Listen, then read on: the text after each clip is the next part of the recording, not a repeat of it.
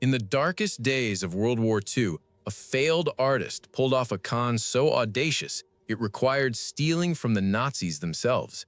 To save his own life, he would have to perform an impossible act: paint a masterpiece from a bygone era in front of the men who wanted him dead. Here is the story of the forger who risked a firing squad for revenge. Mid-1920s Europe. Young Dutch painter Hans van Meegeren possesses a rare and uncanny gift. His hand can perfectly replicate the style of the 17th century Golden Age masters. Critics admit his skill is formidable, but then a new wave of modern art crashes over the continent. Picasso, Dali, and others now command the spotlight. Hans's classical style is suddenly dismissed as obsolete, a relic of the past. The rejection is brutal and public. A leading critic cruelly writes that his work has every quality but originality. The words ignite a deep, smoldering resentment within Hans.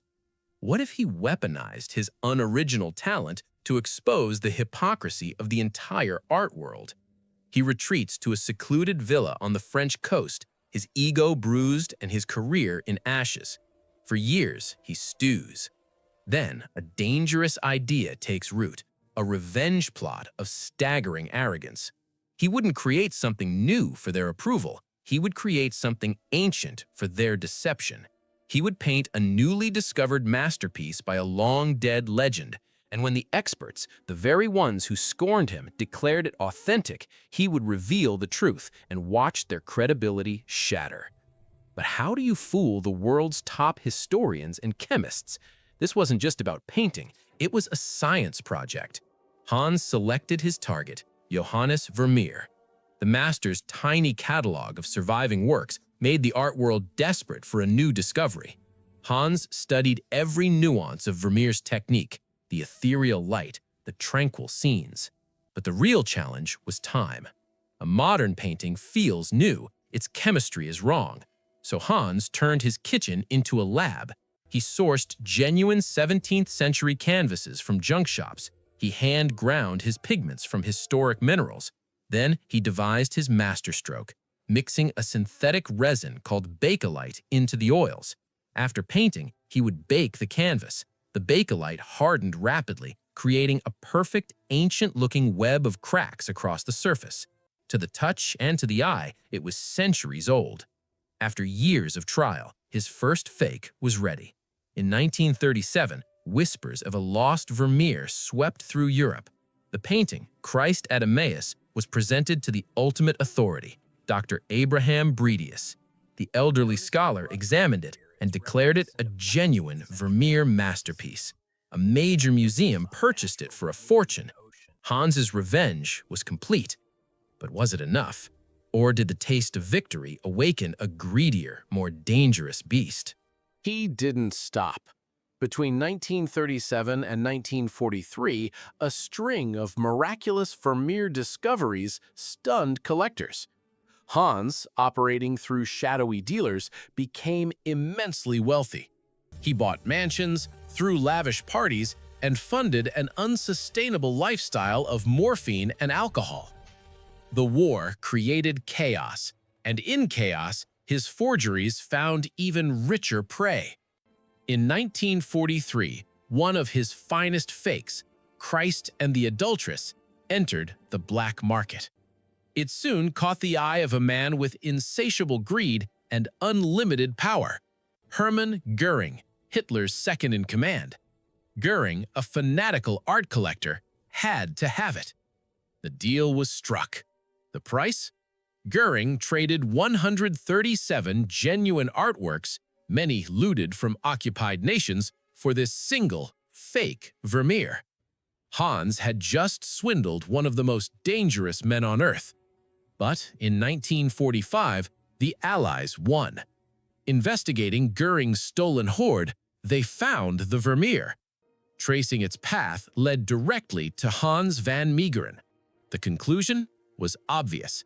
He was a traitor who had sold a national treasure to the enemy. He was arrested for collaboration, a crime punishable by death. The public demanded the firing squad. In his cell, Hans realized the cruel irony. His perfect crime would now kill him. His only hope was to confess it was all a forgery. They didn't believe him. Why would they? It sounded like the desperate lie of a condemned man. So he made an outrageous proposal to the court. He would prove it by painting another Vermeer, from scratch under 24-hour armed guard. If he failed, he'd face the executioner. If he succeeded, he'd prove he robbed the Reich, not aided it. The court, skeptical but intrigued, agreed. In a makeshift studio inside the courtroom, a frail, addicted Hans was given paints, a 17th-century canvas, and a guard. The world watched. Could a man under this pressure, his hands trembling from withdrawal, possibly replicate the magic? For 6 weeks, he painted. Every brushstroke was scrutinized by hostile experts. Slowly, a luminous scene emerged from the canvas. The observer's skepticism began to turn to awe. He was doing it. When finished, scientists tested the painting. The result was definitive. Bakelite, a 20th-century plastic. It was a modern fake. Hans was telling the truth. In an instant, the traitor became a folk hero. The charges of collaboration were dropped.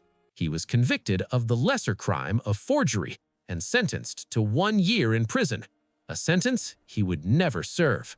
The public now adored the little man who had conned Göring. He traded a lie for 137 stolen masterpieces. He died in 1947, a free man. His revenge on the art world was absolute. He proved that perception is everything, and that the line between genius and fraud is drawn not in ink, but in belief. The greatest art heist was performed with a brush, not a gun. If you were captivated by this tale of deception, do the channel a solid, hit the like button, and explore more stories from the Lumora files. The truth is often stranger than the fiction we hide.